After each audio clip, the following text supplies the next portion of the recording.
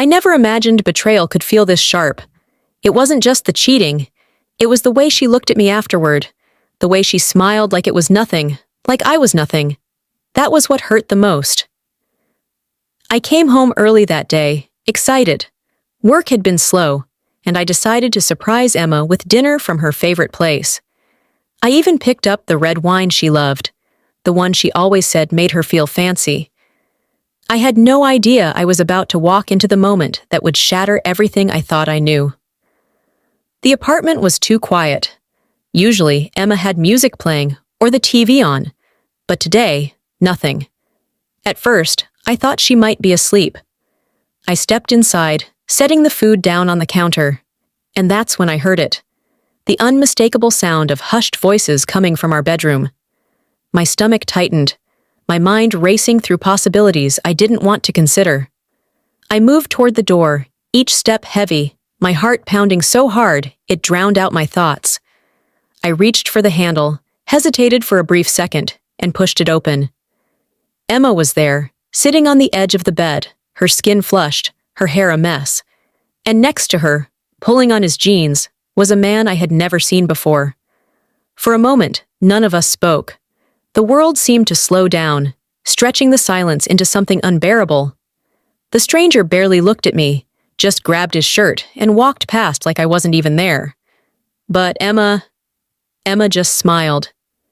"You weren't supposed to be home yet," she said casually, as if I had simply interrupted her watching a movie, not caught her in the middle of ruining our relationship. My breath came out in short, uneven bursts. "You're kidding, right?"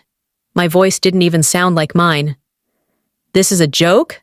She rolled her eyes and stood up, stretching like she was getting out of bed on a lazy Sunday morning. "Look, let's not make this a big deal." "A big deal?" My hands clenched at my sides. "Emma, I just caught you cheating on me." She scoffed, running a hand through her hair. "Oh, come on. Don't act like this is shocking." She gave me a look like I was a child throwing a tantrum. Honestly, it was bound to happen. I felt like the air had been knocked out of my lungs. "What the hell does that mean?" She shrugged, crossing her arms. "You're just not really a man, you know?" Her lips curved into that smirk again, like she was enjoying this. "I need someone stronger, someone who actually knows how to take charge. You've always been—" She waved her hand dismissively. "Too soft."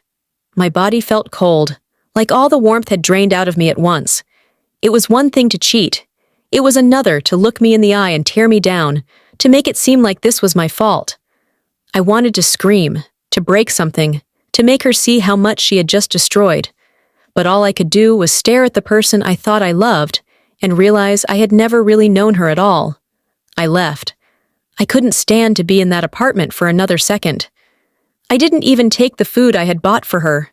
I just walked out, feeling like a ghost, like I had been erased from my own life. The worst part wasn't even Emma. It was my friends.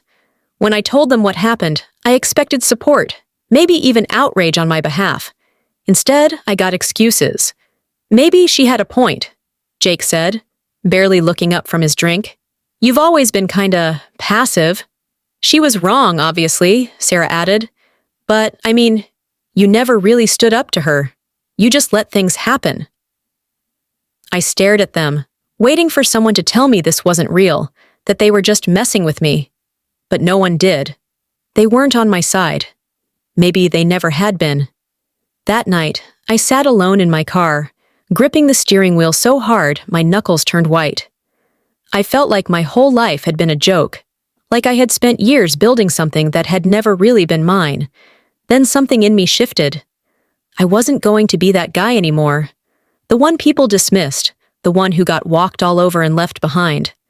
I wasn't going to waste another second on people who saw me as anything less than enough. I cut them all off.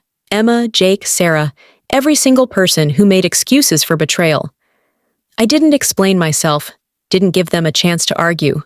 I just disappeared from their lives the way they had disappeared from mine when I needed them most. Months passed. I worked on myself. I built new friendships, ones based on respect and loyalty. I found confidence I didn't know I had.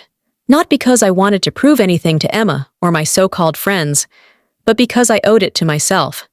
And then one day, Emma texted me, "Hey, I miss you. Can we talk?" I stared at the message for a long time. Maybe the old me would have answered, would have hoped for some kind of closure. But I didn't need closure. I didn't need anything from her. I left her message on read, and then I went on with my life, stronger than ever.